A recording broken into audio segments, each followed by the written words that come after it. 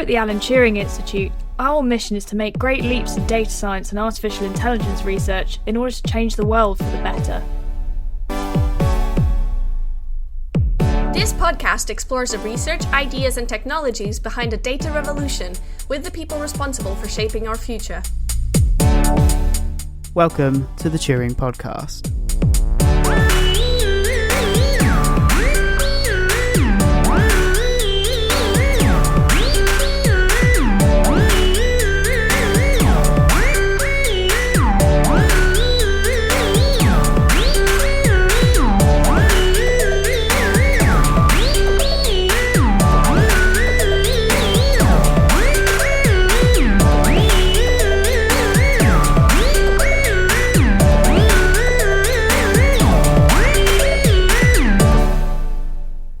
Welcome to another episode of the Turing Podcast. This week I'm here with my co-host Bea. Hi Bea. Hello. And two special guests to chat about all things related to science communication. So today we're joined by Mhairi Aitken, who's an ethics fellow in the Turing's public policy programme. Mhairi's research focuses on social and ethical dimensions of AI and data science, as she has a particular interest in public engagement in this area. Also with us today is the Turing's resident science writer, James Lloyd. James previously worked for BBC Science Focus magazine, and a recent project of his has been working on our A is for Algorithm campaign, which is all about creating a glossary of data science and AI terms for non-specialists. James and Mhairi, welcome to the podcast. Thank you. Hi, nice to be here. Welcome. But before we go into any details whatsoever, maybe we should tell our listeners what is this thing called science communication and why is it important? Why are we talking about it today? So James, if you want to tell us a little bit. Well, I guess science communication is pretty broad. I would say it's communicating scientific ideas or research or breakthroughs, and we tend to be talking about communicating to non-specialists, so people who don't have an expertise necessarily. It can take loads of different forms, like articles, books, radio programs, TV, podcasts, exhibitions. I say it's kind of like a bridge between the research world and the public. But I think it can also be a bridge between different areas of research. I think it's important to remember that non-specialists can include scientists as well. So for instance, an evolutionary biologist isn't necessarily going to be an expert in cosmology or robotics or climate science, for instance. So it's a pretty broad field, but yeah, communicating science to non-specialists is what it is in a nutshell, I guess. Yeah, and I would absolutely agree with that. And I think very much agree with what James said, that it's a very, very broad field. I suppose ideally for me, I like to think that science communication is about informing or leading to conversations with the public, and the public being very diverse and can mean different groups. And as James said, that can be members of the public in different areas of science, but also very broadly the wider public. My background is in public engagement with science and technology, and often a distinction is made between public engagement as being like two-way flows of information, having dialogue with the public to inform science and technology, and science communication is often seen as more kind of one-way flow of information, kind of putting information about science into the public domain. But actually, I think more kind of science communication projects I've been involved in, I find that distinction is incredibly blurry. And actually, really good science communication is often about facilitating those conversations and putting information into the public domain to then get feedback from the public and inform those conversations and have dialogue with the public about science and technology. Yeah, I suppose one of my questions is kind of, why does science require communication in the first place? What is it specifically about science that, we need to have these kind of bridges of communication between specialists, non-specialists, potentially, yeah. Mhairi, potentially you could take this question. Yeah, I mean, I think there's lots of reasons. In a very basic level, a lot of the research, particularly research in kind of universities, in research institutions, a lot of it is funded by the public. So a lot of the work that we're doing is funded by research councils, UKRI. It's funded by the public. And so we have a kind of, something of a kind of moral obligation to feed back to the public about how this money is being spent, what's coming out of it. When we're talking about data science and AI as well, a lot of this research is also only possible because we have access to public data or data from members of the public, even when that's anonymous or de-identified. It's in many cases data that comes from members of the public or relates to members of the public's lives. So it's really important that we're engaging the public in conversations about how and why that data is used, and ensuring that it is only used in ways which are publicly acceptable and which kind of reflect public values and interests. And I think finally, engaging the public or having communication with the public around science is also about making science better. It's really an opportunity to kind of refine research questions, to reflect different views and interests within that, and to ensure that they align with kind of public values or societal expectations around how science proceeds. Yeah, I think there are loads of reasons why science needs communicators, more than maybe some other topics, some other areas of life. I mean, like, science can be really, really complex. It's carried out by specialists who have had years and years of training. So lots of concepts and ideas that are really difficult for people that don't have that training to get their heads around. And a lot of science deals with things that we're not actually able to see, like, subatomic particles, dark matter, algorithms, cells, bacteria. So it can feel quite abstract, I think, and disconnected from reality. It's almost going beyond. We see the effects of these things, obviously, but we're not actually, it's not part of day-to-day life quite often. So I think science communicators are needed to help make the invisible things more visible, and to kind of act as translators as well. So science is very mathematical, but I don't think everyone has the training or the inclination to think in those kind of mathematical terms. So science communicators can help to translate into other kinds of language, whether that's visual or literary or a bit more poetic.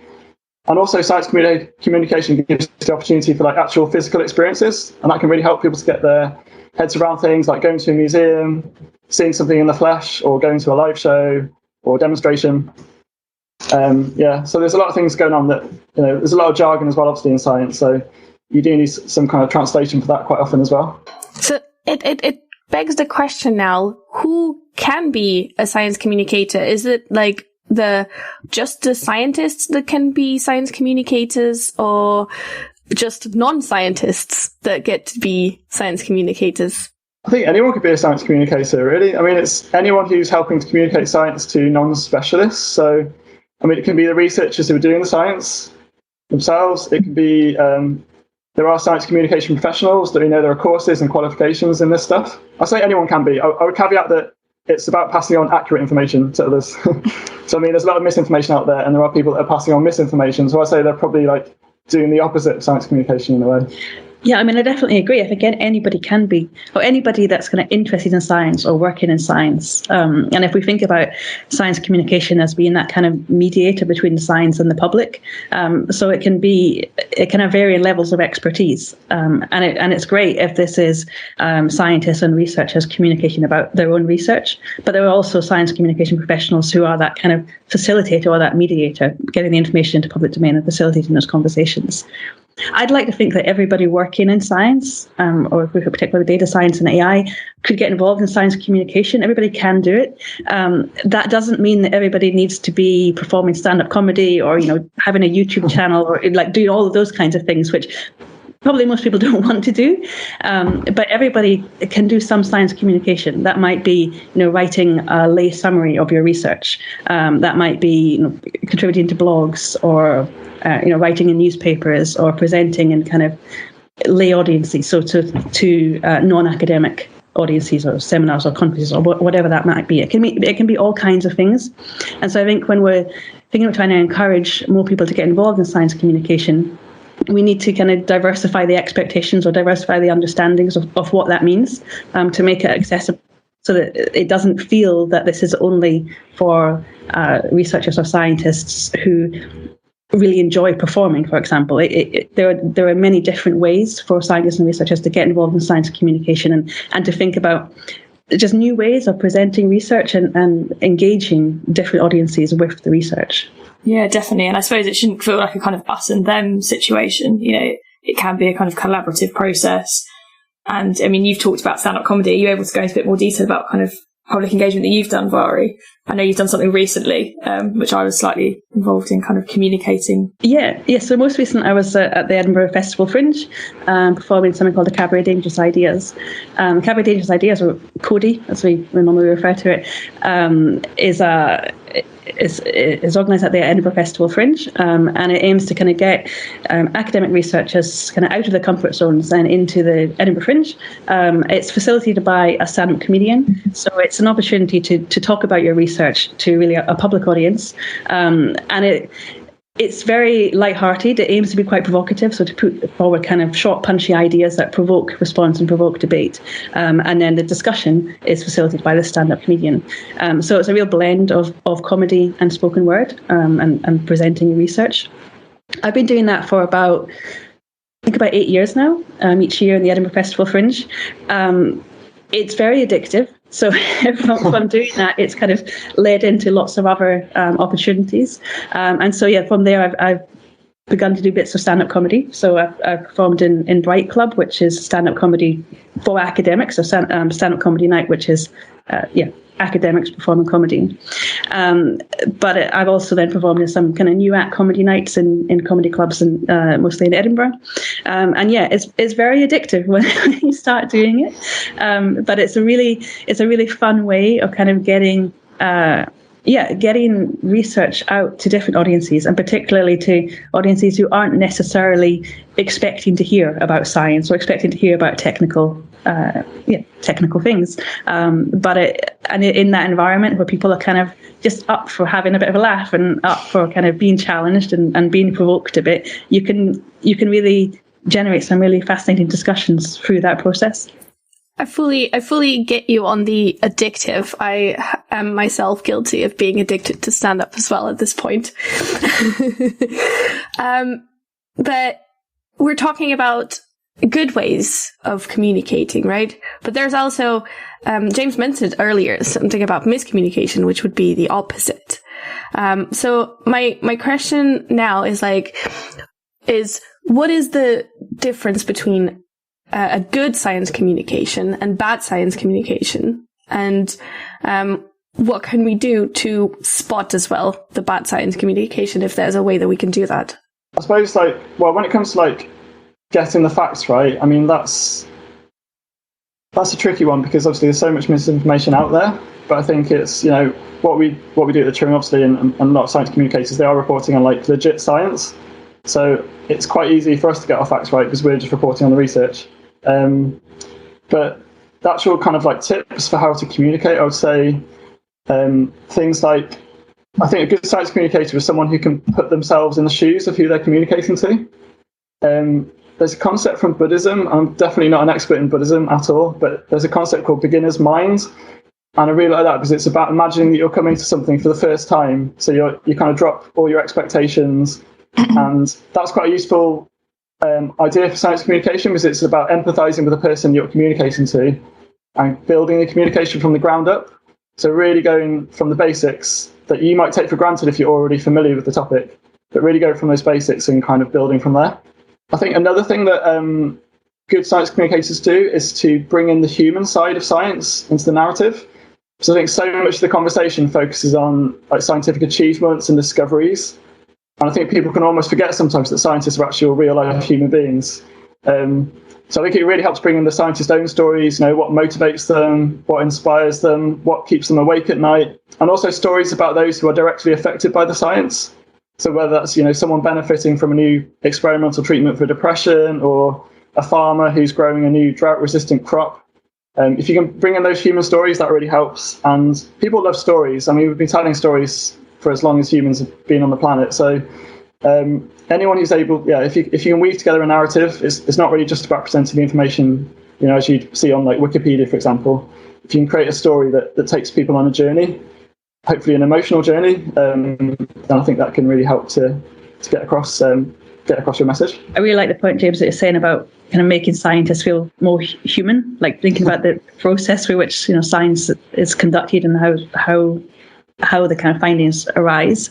And I think also one thing that I think is really important in terms of what makes a good science communicator is a genuine interest in your audience. So not just not just being there to present kind of facts or tell members of the public kind of how things are or what we presume that they should know, but actually coming to it as a conversation, being interested in what the audience thinks, what they have to say, what their questions are, and being able to adapt what you're communicating to reflect their interests, to reflect areas of concern that might arise for the conversation, or to respond to questions, and being interested in what the audience's perspective on the topic is.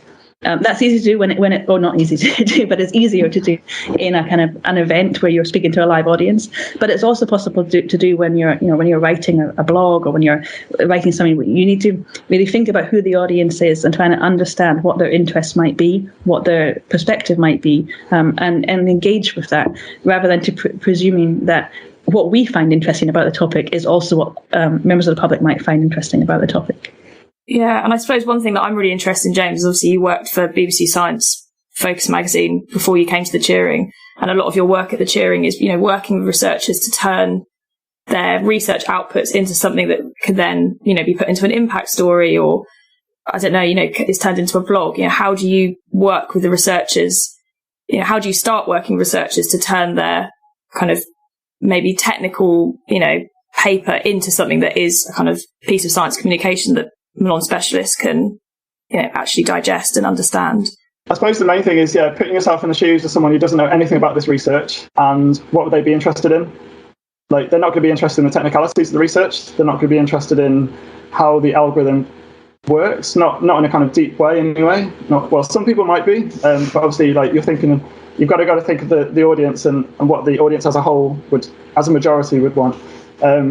Thinking about, I suppose, like I was saying, the real world impacts, how it's going to impact their life. So often there's an emphasis in science communication trying to diversify and reach diverse audiences, trying to get to the wider public, and it's a real challenge.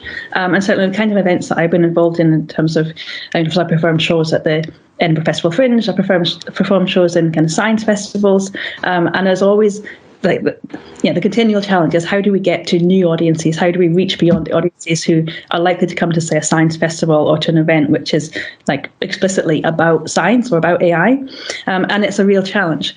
And I think one way of doing that is we want to get to people, we want to engage people who are not already thinking about AI or already thinking about data science. And one way to do that is to think about so many of the kinds of AI systems that we're working with, or we might be talking about, are systems that are being used in areas such as, say, identifying individuals who might be at risk or might be vulnerable, who might, in terms of social services, access to social services, or prioritizing individuals for access to public sector services, say, around housing or education.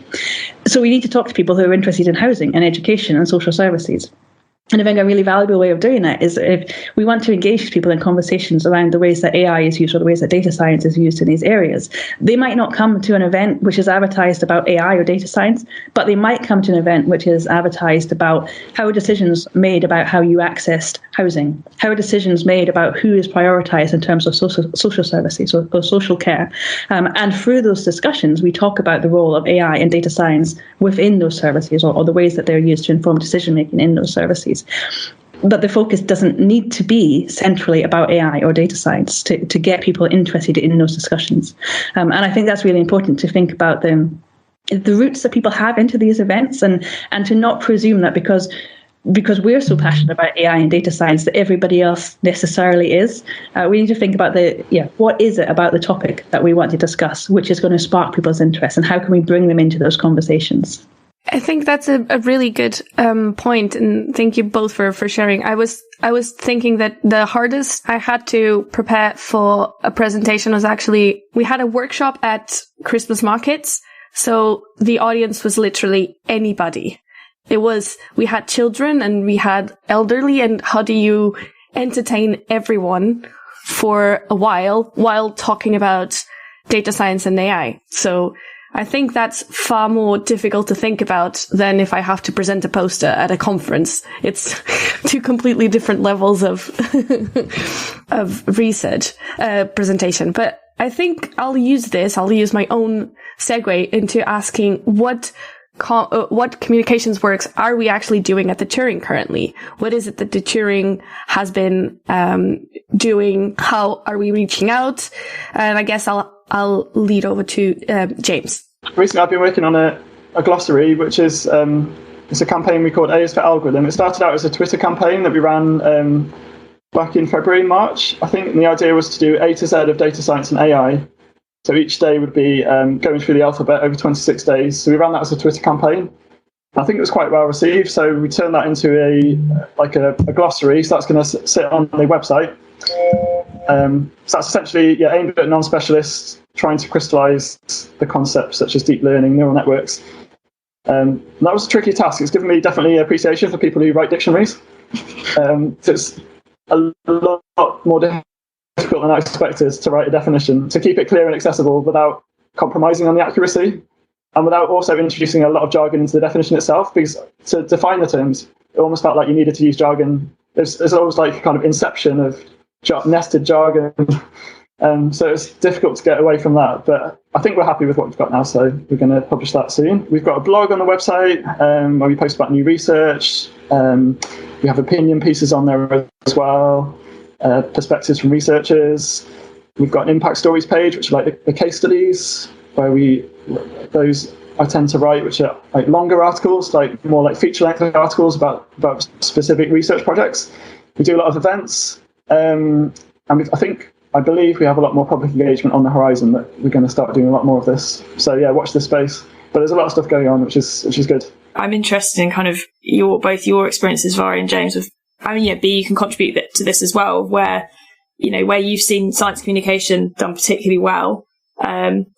So yeah, we've talked a bit about kind of things that maybe you should avoid with science communication, but it's always good to kind of hold up examples where it's been done well and potentially achieved what it set out to achieve, which is also probably open to debate. So if you've got any examples. I've already mentioned the Cabaret Dangerous Ideas as something that I've been involved in at the Edinburgh Festival Fringe, but it's also something that I really enjoyed as an audience member. And what I think is really, really great about the Cabaret Dangerous Ideas is the diversity of topics that it covers. So originally with Cabaret Dangerous Ideas it was a 1 hour show with one speaker and one topic for the full hour, but it's become... Now the format has changed, so that most often there'll be 3 speakers with 3 completely different topics within an hour.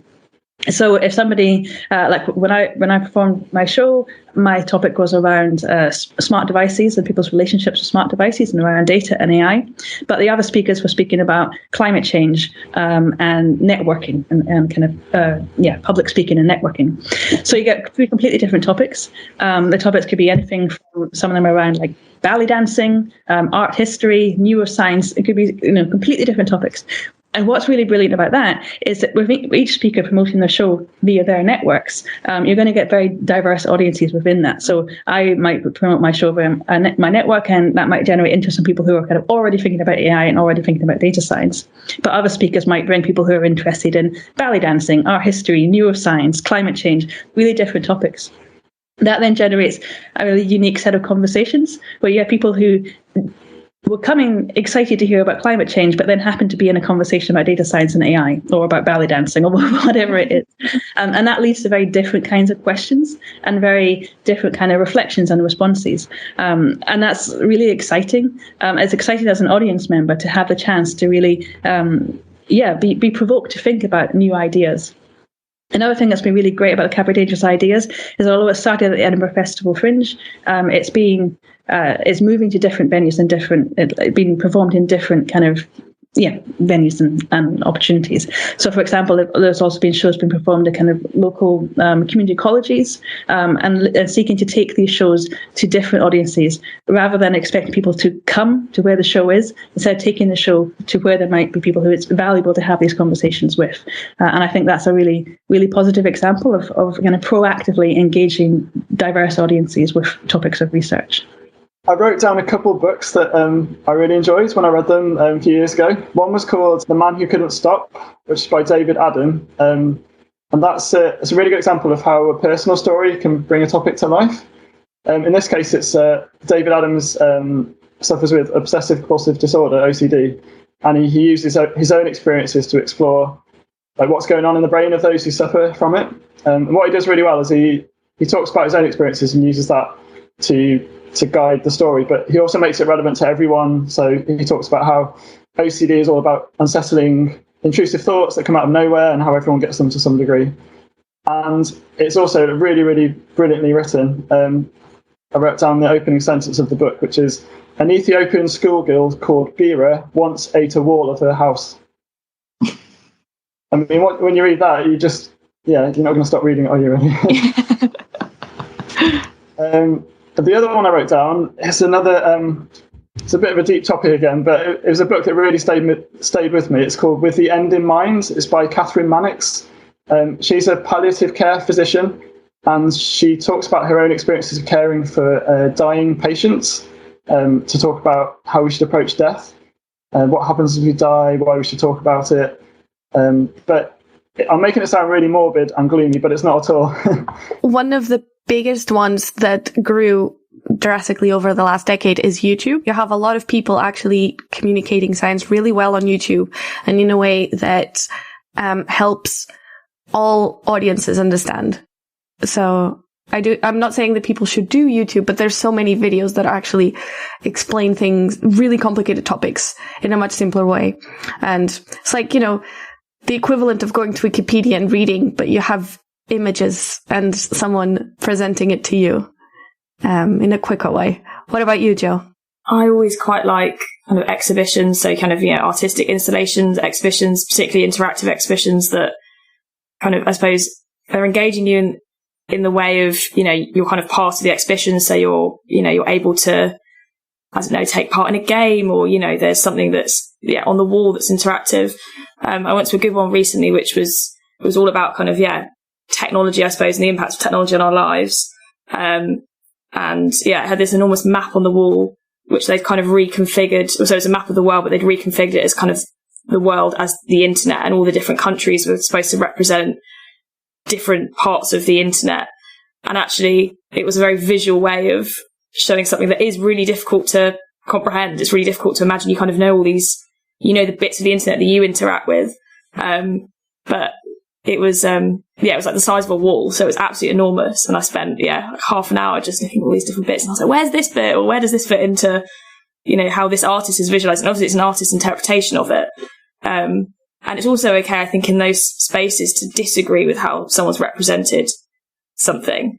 And I suppose that's kind of, comedy, that's kind of part of it. It's a kind of changing process. No two shows are ever going to be the same, are they?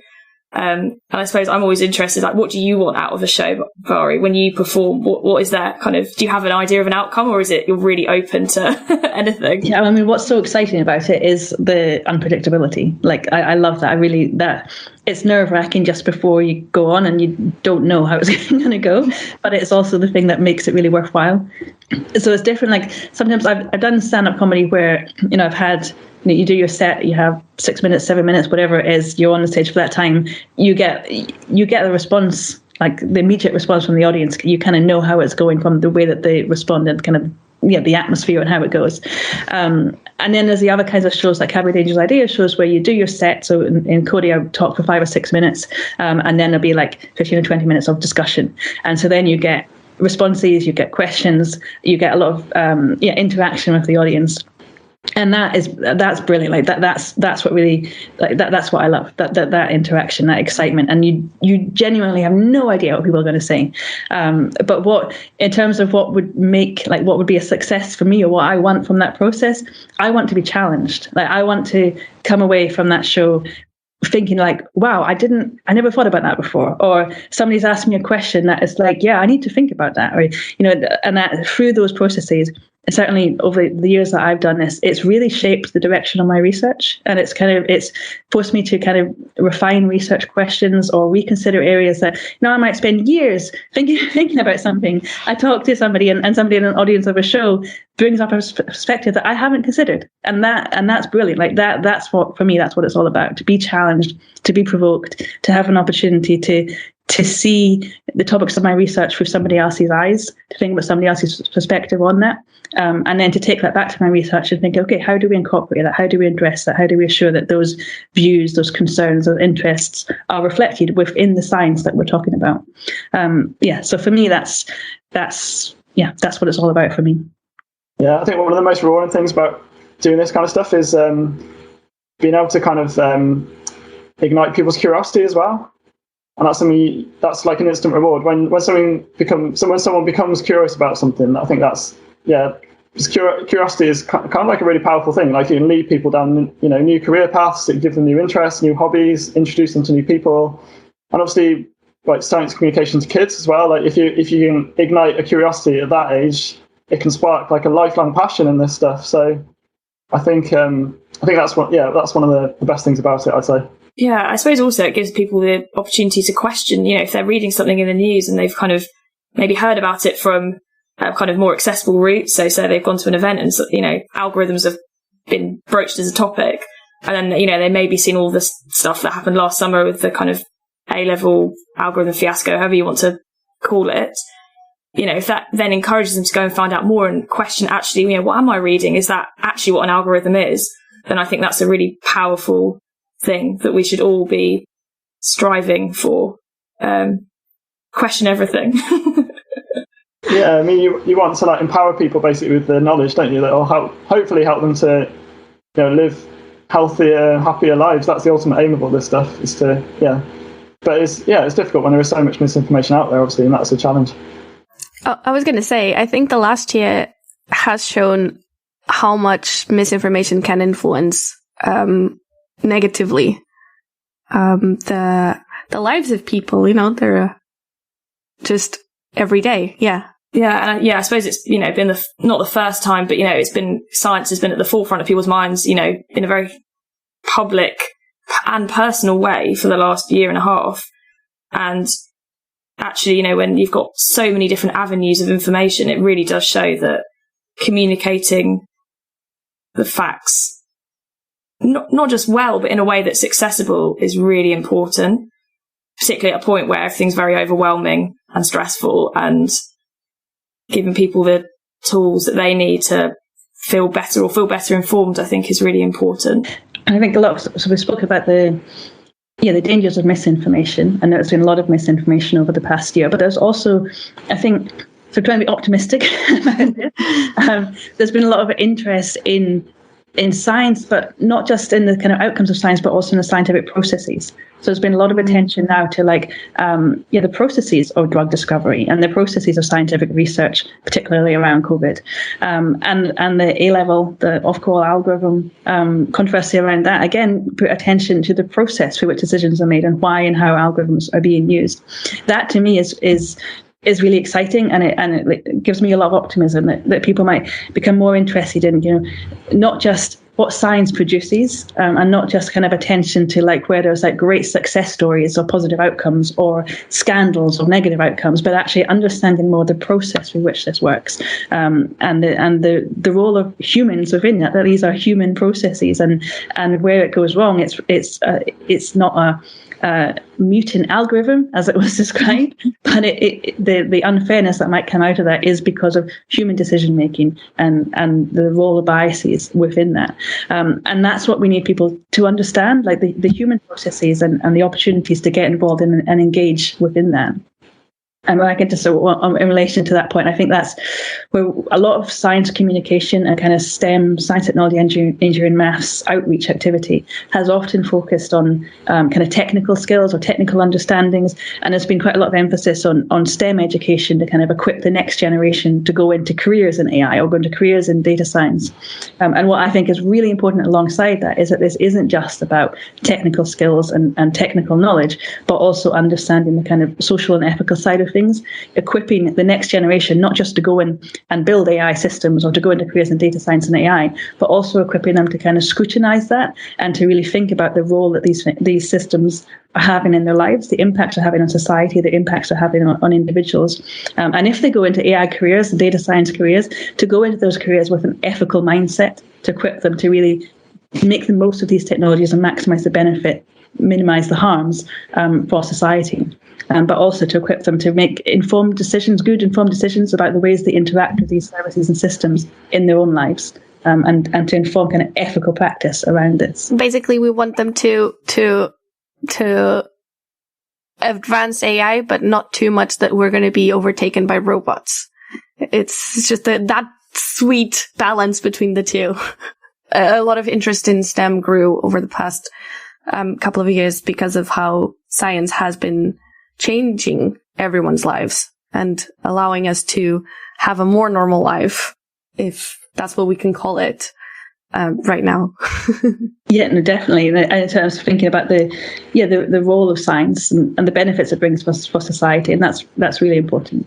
And yeah, like what you were saying about developing AI, but not letting kind of AI take over the world, or robots take over the world. I mean, there's also a really important role for science communication there, in kind of countering like sensationalist ideas about what AI is, because that is often, when people hear about AI or see AI in movies, for example. In the movies, it's always AI as, killer robots, or robots with kind of emotional intelligence that can fall in love and that sort of thing.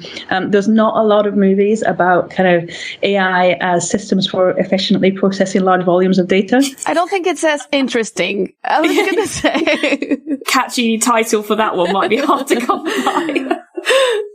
But that's really important, because those are the uses of AI which right now are really significantly impacting people's lives and are really significantly impacting society. And so we need to move the narrative and move the discussion away from, killer robots and people falling in love with smart devices to actually, well, AI is shaping your life right now. And how do people feel about that? And what are the kind of limits to acceptability around how we use it right now in those ways? And it comes back to, I think James was saying earlier about, science often being invisible. And that's one reason why it really is really important to talk about AI and data science, because it is mostly invisible. It's mostly being used or we're interacting with it continuously without necessarily knowing that we're interacting with it. And yes, I think that invisibility is a really important reason to have conversations about this and to raise awareness, to make it visible. So one of the Turing's goals has been informing the public conversation around AI. I think it's really important to think about what that conversation looks like. And for science communication to be both about communicating kind of the work that's happening around AI and data science, but also seeking to facilitate more of those conversations and creating more ways for members of the public to be involved in those conversations. So more kind of public deliberation, more active engagement involving really diverse groups of the public within discussions around the future role of AI and the future role of data science, to inform future practices. And really trying to reach out to as diverse a public as possible. So thinking right across the UK and thinking about the different experiences, different perspectives, different groups that we need to have in these conversations to shape future practices around using data and using AI. I was going to ask if there's any opportunities for researchers that want to improve their science communication skills. What can they do? Are there workshops? Are there writing activities, or even things like FameLab, which is a science communication competition that happens all over the UK? Yeah, FameLab is really good. I don't know, is it still going? I think it is. Yeah. I don't know much about it. Very, you might know more than me, but I would say, like, for researchers who want to do more science communication, I think it's just taking advantage of any opportunities that come up. Like at the Turing, obviously, we've got a blog you can write for, we've got the podcast, we've got lots of we've got events, all that kind of stuff. So taking advantage of opportunities, allowing yourself to be vulnerable, because I think it's quite a scary thing to communicate research to the general public if you're not used to doing that. But I think that's okay. It is quite a difficult thing if you're if that's something that you haven't done much before. But giving it a go. If you're a researcher, thinking about what people are going to be interested in, how you can connect with people, how you can make your research relevant to people's everyday lives and how it's going to affect them. If you're interested in writing, just read loads and loads of books. Those would be my tips. Yeah, and I would certainly agree with that in terms of just going for it, every opportunity to practice. But I suppose going back to what I said before, everybody can be a science communicator, but not everybody needs to do all the things we've spoken about. So not everybody needs to. You don't need to do stand-up comedy to be a science communicator. You don't need to stand on a stage and perform to be a science communicator. And there are lots of different ways to do it. But equally, there are opportunities. So if you want to get involved in science communication, there are kind of safe spaces to practice and to experiment. So if comedy might be something you're interested in, Bright Club is a great example of that, where if you sign up to Bright Club, there is some training to help stand-up comedians to help academics begin to think about how they might communicate through comedy. And that doesn't mean that you need to be a comedian afterwards, but you will gain really valuable skills through that process in terms of communication and being able to make your points concisely and clearly. And that's valuable wherever you take that. That might help you with, lecturing, or it might help you with seminars, or whatever whatever kind of communication you do. Things like FameLab as well. FameLab also provides some training and workshops for people entering FameLab. And for students, 3-minute thesis is another one, which is really good in terms of kind of coaching and training students to think about communication and communicating concisely and clearly. So I'd say that there are these kinds of opportunities which are they're really safe spaces to experiment. Bright Club is a safe space because people coming to the show know that it's academics. They know you're not a stand-up comedian, so people are kind of there to support you and they want you to do well. So it's a safe space to experiment. But as B and I have both said, be careful, because once you do it, you will be addicted, and then you will be back and you will be looking for scarier and scarier places to talk about your research. Do you want to add anything else, Joe? No, I think that kind of summarises it. So thank you so much, James and Mhairi, for coming on the podcast today. It's been a very illuminating conversation, and I hope that it encourages some scientists and researchers that maybe were thinking of dabbling in the kind of world of science communication to take that first step. And for people to check out what the Turing's been doing, because we've been doing really fantastic work. Not that I'm biased, but I am biased.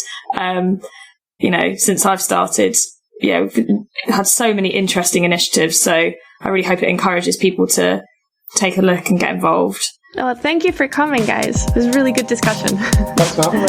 Thank you so much. If you have an interesting topic you'd like featured on the show, a guest recommendation or a burning question, email podcast@turing.ac.uk. The Turing podcast is hosted by Ed Cowstrew, B. Costa Gomez and Joe Dungate, and produced by Dan Whitfield for the Alan Turing Institute. Music for the podcast was provided by Jam and Sun. You can check out his latest releases at jamandsun.bandcamp.com.